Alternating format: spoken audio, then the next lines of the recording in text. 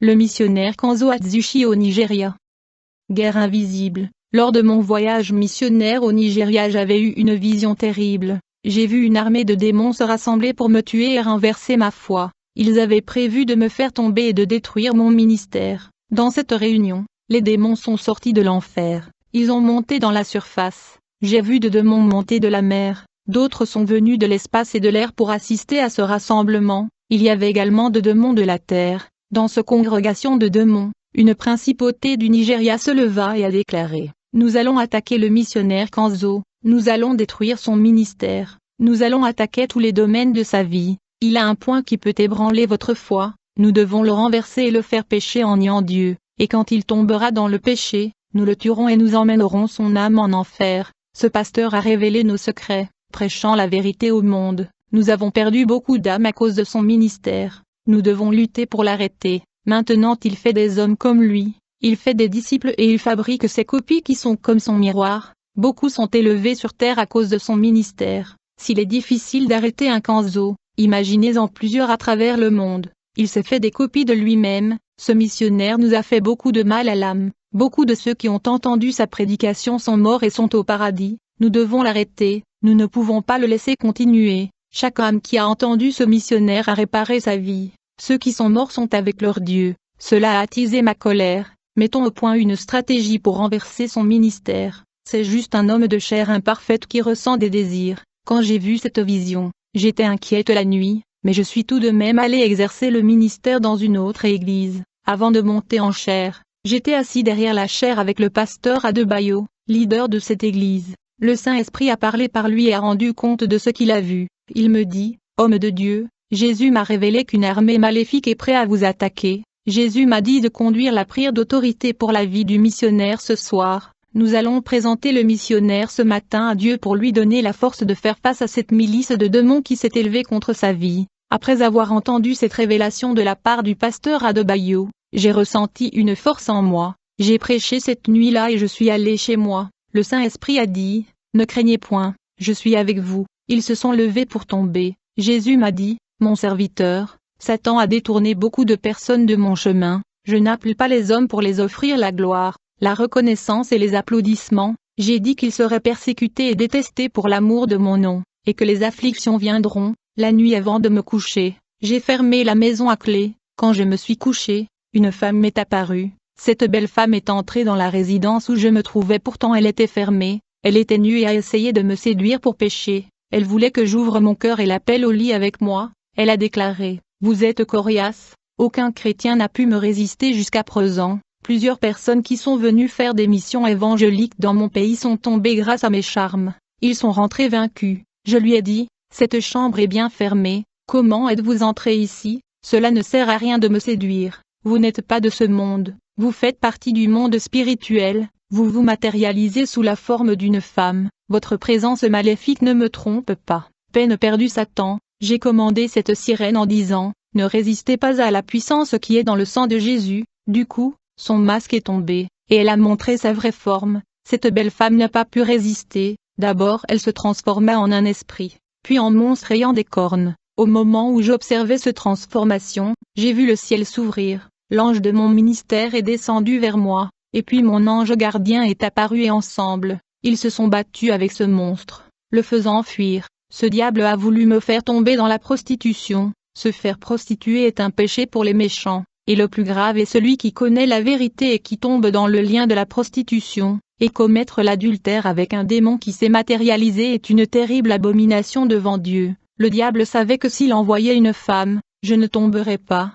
Il est donc venu lui-même sous la forme d'un modèle. Lorsque Satan veut détruire un homme de Dieu, il propose des choses attrayantes. Dans ce court passage que j'ai eu au Nigeria, j'ai entendu parler de la célèbre église du synagogue des nations du prophète Tibi Joshua. J'ai rendu visite à ce temple qui se trouve à Lagos. Je ne le connaissais pas auparavant, car je ne regarde pas la télévision, et je n'opère pas dans les médias et réseaux sociaux pourris de Satan, mais j'ai appris à propos de la renommée cet homme de Dieu quand je suis arrivé au Nigeria. Cet homme est un berger millionnaire. Il n'est pas aussi pauvre que beaucoup le pensent. Il est devenu riche avec l'argent des pauvres gens du Nigeria. Quand je suis entré dans ce temple gigantesque, j'ai vu des foules de gens qui étaient là. Du coup j'ai ressenti une grande charge négative. une énergie très lourde pour une église sérieuse. Je regardais ce prophète lorsque du coup ma vision spirituelle s'est ouverte. Quand mes yeux spirituels étaient ouverts, j'ai vu derrière l'autel un trône noir, et il y avait une inscription. Je pouvais lire le nom de Lucifer sur ce trône.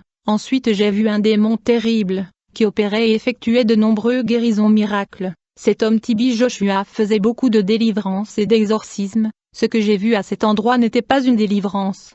C'était des manifestations démoniaques et de grandes possessions se déroulant à cet endroit. Ce berger était en communication avec le démon. Il a appelé les démons à entrer dans les corps de ces personnes. En effet, alors que mes yeux spirituels étaient ouverts, j'ai vu des légions de démons aéroportés, qui ont traversé le toit de ce temple, se camouflant à l'intérieur des corps des gens. Les démons étaient silencieux, cachés secrètement à l'intérieur de chaque personne, sans se manifester. Alors que ce pasteur priait pour les gens, ces démons faisaient les mascarades. Ils se sont manifestés et causaient de réactions mais ils ne sortaient pas. Ils se manifestaient et prétendaient sortir mais j'ai observé qu'ils restaient très immobiles à l'intérieur de corps de gens. À la fin des réunions, les gens quittaient cet endroit rempli de démons. Dans une église sérieuse, les démons ne peuvent pas se cacher. Ils sont obligés de se manifester et quitter à cause de la présence du Saint-Esprit. Dans mon ministère, ils ont essayé de se cacher, mais le feu du Saint-Esprit les a brûlés. Ils ne pouvaient pas résister aux flammes ardentes de la destruction.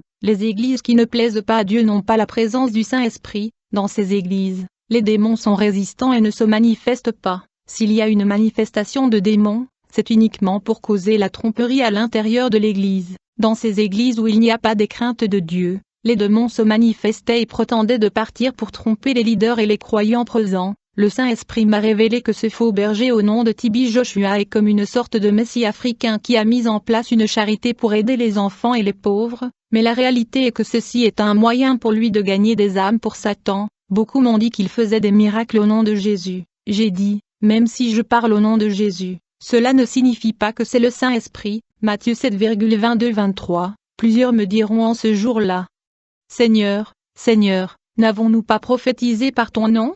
N'avons-nous pas chassé des démons par ton nom? Et n'avons-nous pas fait beaucoup de miracles par ton nom?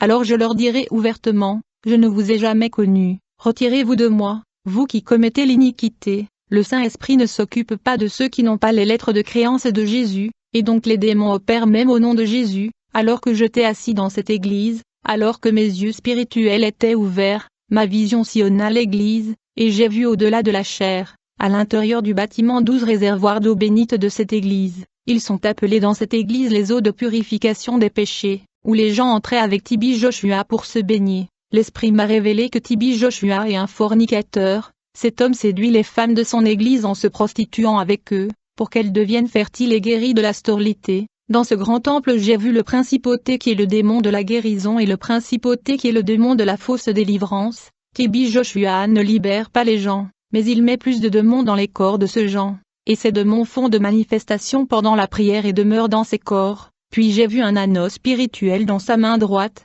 Normalement les faux prophètes n'ont pas l'anneau de l'autorité de Dieu sur leurs doigts. Tous les serviteurs de Dieu qui vivent la vérité ont l'anneau de l'autorité de Jésus-Christ sur leurs doigts. Ceux qui n'ont pas l'anneau de l'autorité de Jésus et chassent les démons et guérissent les gens ne viennent pas de Dieu. J'ai vu beaucoup de gens sans l'anneau de Jésus opérant beaucoup de merveilles. Il n'y avait pas de feu du Saint-Esprit dans leur vie, mais un démon était à leur côté effectuant les guérisons. Ce qui m'a frappé à propos de ce faux prophète est que son cas était unique. En effet, sur le doigt de Tibi Joshua, ce n'était pas comme les autres faux prophètes, car le faux prophète manque l'anneau de l'autorité de Dieu. Mais j'ai remarqué que cela n'était pas pour Tibi Joshua. Il était le premier faux prophète que j'ai vu avec un anneau noir à la main gauche. Cet anneau est spirituellement opposé à l'anneau doré du Christ. C'était une duplication de l'anneau d'or de Jésus-Christ qui est sur les doigts de ceux qui servent Jésus en vérité, à ne pas voir avec les yeux charnels, seulement ceux à qui Jésus permet. J'ai vu beaucoup de légions de démons voler sur le toit de cette synagogue de Satan.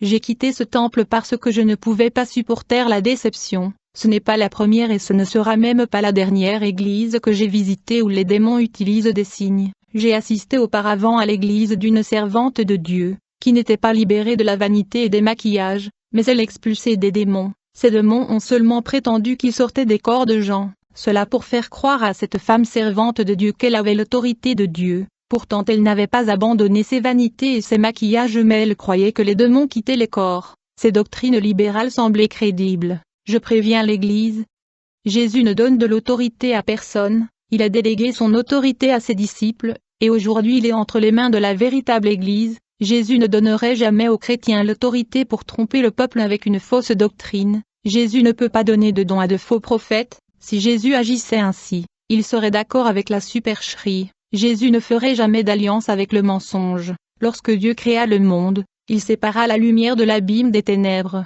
aussi bien que ceux qui sont dans les ténèbres de l'enfer ne peuvent pas passer à la lumière du paradis. 2 Corinthiens 6,14,15 Ne vous mettez pas avec les infidèles sous un joug étranger. Car quel rapport y a-t-il entre la justice et l'iniquité? Ou qu'y a-t-il de commun entre la lumière et les ténèbres? Quel accord y a-t-il entre Christ et Bélial? Ou quelle part a le fidèle avec l'infidèle? Quel rapport y a-t-il entre le temple de Dieu et les idoles? Car nous sommes le temple du Dieu vivant, comme Dieu l'a dit, j'habiterai et je marcherai au milieu d'eux, je serai leur Dieu, et ils seront mon peuple. Jésus est la lumière et ne peut avoir aucune part avec ceux qui servent les ténèbres. Le lendemain matin, je suis allé acheter de la nourriture. Au centre de la ville, parmi la foule nombreuse, un homme de longue distance me regardait droit dans les yeux. Cet homme s'est approché de moi et m'a dit, « Tu es un chrétien ?» J'ai répondu, « Oui, comme vous le savez. » Le sataniste me dit, « J'ai vu ton corps briller de loin comme une petite lumière qui brille dans cette ville sombre. » J'ai parlé à des hommes qui s'appelaient pasteurs, évêques, apôtres et missionnaires. S'ils ne me disaient pas qu'ils étaient chrétiens, je ne le saurais jamais. Leur corps ne brillait pas, leur lumière était éteinte. J'ai le don et je vois. Le sataniste continua et dit, « Je me suis efforcé d'empêcher les églises du Nigeria d'être sauvées. J'ai collaboré avec plusieurs pasteurs afin de ne pas laisser cette nation émerger. Ces personnes accueilleront le prince des ténèbres et sa marque. Je n'ai pas à me plaindre de mon Dieu. J'ai conclu un pacte de sang avec Belzébul, et je travaille pour une grande entreprise, Royal Dutch Shell. Je suis le bras droit de mon patron. Je continuerai à relever mes fonctions pour devenir le nouveau patron. J'ai tout ce que je veux. Satan accomplit mes rêves. Je ne vous ai pas vu mener un combat spirituel. Je reconnais votre valeur dans le monde des esprits. Je sais aussi que vous êtes en guerre avec les démons. Je suis un sataniste de haut niveau. Je sais ce qui se passe dans le monde des esprits. Je suis à l'intérieur du monde spirituel. En fait, un démon nommé Pazuzu m'a parlé de vous. Vous êtes très célèbre dans le monde spirituel et vous êtes une célébrité dans le monde immatériel. Ce ne sont pas tous les chrétiens dont le nom sont mentionnés lors de réunions démoniaques. Seuls ceux qui vivent le Saint-Évangile et surmontent les tribulations qui ont leur nom mentionné dans ces réunions. J'ai répondu au sataniste, « Vous connaissez mon nom sans me connaître. Ce ne peut être que les démons qui vous ont parlé. » Le sataniste me répondit, « C'est vrai, le démon Pazuzu m'a donné des informations sur vous. » Le sataniste me dit, « En ce qui me concerne, les gens me regardent et ils ne croient pas que je suis un sorcier parce que j'ai l'air élégant.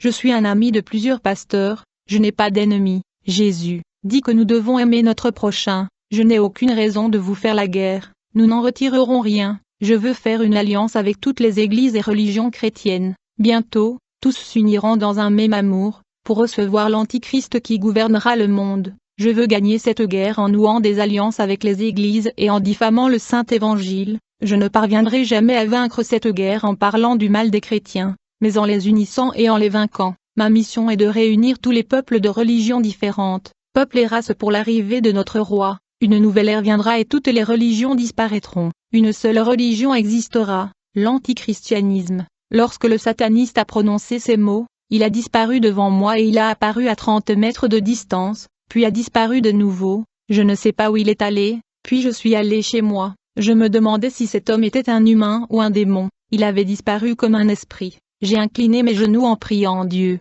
lui demandant une révélation si cet homme était réel. Jésus m'a montré dans une vision. Cet homme était transporté dans divers lieux et villes à la vitesse de pensée. Il se déplaçait de la sorte car le démon qui le possédait pouvait lui transporter d'un endroit à un autre à grande vitesse. Jésus me dit, il est juste un homme, pas un démon comme je le pensais. Jésus m'a dit, peu importe combien je condamne les actes pervers. J'aime quand même cette âme, et je veux le sauver. Cet homme a fait un pacte avec Satan, et dans le contrat, il était écrit qu'il aurait cette capacité de disparaître d'un endroit et réapparaître à plusieurs distances. Malgré tout, il est trompé. Satan lui a promis de grandes choses, mais ne réalisera pas son engagement et ses promesses dans cette alliance. Le diable est un menteur. Peu importe la fidélité de ce sataniste envers ce pacte, Satan ne va pas tenir son engagement. Le diable s'efforce et complote de récolter son âme, mais ce sorcier ne sait pas cela. je veux vous l'amener pour prêcher la parole qui lui permettrait d'échapper à la mort et de gagner le salut. Le choix sera le sien. Satan n'a pas encore pris sa vie parce qu'il est toujours utile à ses objectifs, cependant quand il n'aura plus besoin de lui, il va le tuer et mettra un autre pour le remplacer. Mon serviteur, je suis amour, je n'utilise pas et ne joue pas comme Satan, je te conduis toujours plus près de ma présence. À la fin de la révélation, Jésus m'a montré dans une vision ce sataniste, faisant un rituel pour tuer un chrétien afin de rester avec sa femme. Ce sataniste a jeté un sort sur la femme de ce chrétien, elle n'était pas vêtue de l'armure de Dieu. En conséquence, cette magie est entrée dans son esprit, cette femme chrétienne est tombée amoureuse du sataniste, et a quitté son mari. Cet homme avait un magnétisme fort sur les femmes chrétiennes, ce n'était pas le premier, il faisait un rituel avec un crâne féminin, ramassait des mèches de cheveux dans le salon de sa sœur. Ce sataniste avait déjà fait tomber plus de 50 femmes amoureuses de lui, grâce à ces envoûtements. Ils étaient fous d'amour pour lui à cause des sorts qui leur étaient lancés. Dans cette vision, j'ai vu un démon remuer dans la tête de chaque femme qui devenait folle du sorcier. Il a fait des rituels pour que les hommes d'affaires deviennent fous et déposent de l'argent sur son compte. Les démons contrôlaient l'esprit des entrepreneurs en leur faisant déposer de l'argent sur son compte. Le Seigneur a dit, malgré ses mauvaises actions, j'aimerais lui pardonner et l'amener sur mon chemin. Après ces visions, quelques jours plus tard, je retrouve ce sataniste dans la ville. Aussitôt qu'il me voit, il me dit, j'ai bien pensé à notre alliance. Je lui dis, repentez-vous de vos péchés, quittez la sorcellerie, vous avez peu de temps à vivre devant vous. Satan trompe votre âme, il va prendre votre âme. Le sataniste a déclaré, j'ai gagné la vie éternelle de la part de Satan lui-même, j'ai pris la potion magique de l'immortalité, j'ai bu beaucoup d'herbes fabriquées par mon maître qui m'a initié à la sorcellerie. Pourquoi vais-je servir votre Dieu qui ne me donnera jamais de richesse? Regarde-toi, pauvre homme que tu es, cependant tu continues à servir toujours ce Dieu-là, tu sais ce qui se passera si je laisse tomber Satan, il prendra tout ce qu'il m'a donné et ton Dieu ne fera rien pour restaurer mes pertes. J'ai répondu, Satan m'a aussi offert des richesses, les médias ont essayé de me rendre célèbre, les entrepreneurs m'ont offert beaucoup d'argent pour que je puisse quitter mon emploi et travailler pour leurs entreprises, des églises ont essayé de me faire connaître aux quatre coins du monde, tout cela, j'ai rejeté pour être ce pauvre homme. Satan a essayé de me corrompre pour me rendre célèbre, j'ai accepté de me séparer de la richesse et du média pour éviter la renommée, j'ai accepté de me diminuer afin que la gloire de Dieu grandisse. Les médias sont sataniques et servent à vanter l'homme et non pas Dieu. J'ai conclu une alliance avec Dieu.